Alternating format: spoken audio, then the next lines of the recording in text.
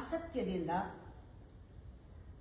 ಮಾಯೆಯಿಂದ, ಭ್ರಮೆಯಿಂದ ನಾವು ಸೃಷ್ಟಿ ಮಾಡಿಕೊಂಡ ಆಸೆ, ಸ್ವಾರ್ಥದಿಂದ, ಅದರಿಂದ ಲೋಭವೇ ಬರೋದು.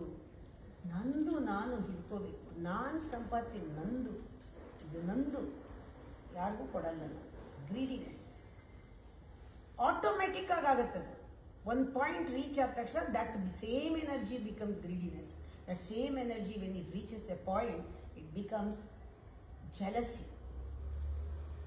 ಆವಾಗ ದೇವರು ಏನು ಮಾಡ್ದ, ಸೃಷ್ಟಿನಲ್ಲಿ ತಾಯಿ ಕೇಳ್ತಾಳೆ ಶಿವನ್ನ, ಗುರುಗೀತೆನಲ್ಲಿ ಬರುತ್ತಿದ್ದು, ಅಪ್ಪ ನನ್ನ ಮಕ್ಕಳೆಲ್ಲ ಭೂಮಿ ಮೇಲೆ ಸೃಷ್ಟಿ ಮಾಡಿಬಿಟ್ಟಿದ್ದೀನಿ, ಎಲ್ಲ ಹೊಟ್ಟೆ ಉರ್ಕೊಂಡು ಸಾಯ್ತಾ ಇದ್ದಾರೆ, ಕೆಳಗಡೆ ಒಬ್ರಿಗೊಬ್ರು ಹೊಡೆದಾಡಿಕೊಂಡು ಚುಚ್ಕೊಂಡು ಒಬ್ರಿಗೊಬ್ರಿಗೆ, ಅವರು ಬದುಕೋದಕ್ಕೊಂದು ದಾರಿ ಏನಾದರೂ ಮಾಡಬೇಕು.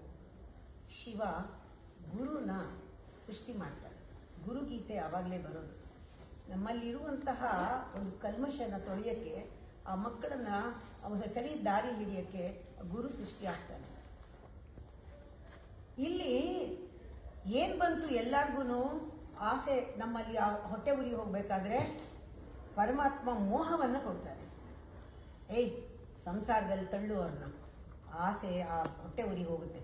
ಎಷ್ಟು ಹೊಟ್ಟೆ ಉರ್ಕೊಳ್ತಾ ಇರೋನು ಮದುವೆ ಮಾಡ್ಕೊಂಡ ತಕ್ಷಣ ಆ ಹೊಟ್ಟೆ ಉರಿ ಕಮ್ಮಿ ಆಗಿ ಇಷ್ಟು ದಿನ ಆಸೆ ಪಟ್ಟಿದ್ದು ಹಿಡ್ಕೊಂಡಿದ್ದನ್ನು ಹೆಂಡತಿಗೆ ಕೊಡ್ತಾನೆ. ನನ್ನ ಹೆಂಡತಿ, ನನ್ನ ಸಂಸಾರ, ನನ್ನ ಮಕ್ಕಳು, ನನ್ನ ಮನೆ, ನಂದು ಸ್ವಲ್ಪ ಹೊಟ್ಟೆ ಉರಿ ಕಮ್ಮಿ ಆಯಿತು, ನಾನು ನನ್ನವ್ರಿಗೆ ಮಾತ್ರ ಕೊಡ್ತೀನಿ. ಅಟ್ಲೀಸ್ಟ್ ಕೊಟ್ಟನಲ್ಲ. ಕೊಡುವ ಬುದ್ಧಿ ಬರೋದು ಯಾಕೆ ಅಂದರೆ, ಸಂಸಾರನೇ ಕೊಟ್ಟು ಕೊಡು, ಇದರ ಸುಟ್ಟೋಗ್ತೀಯ ನೀನು. ಯಾಕೆ ಅಂದರೆ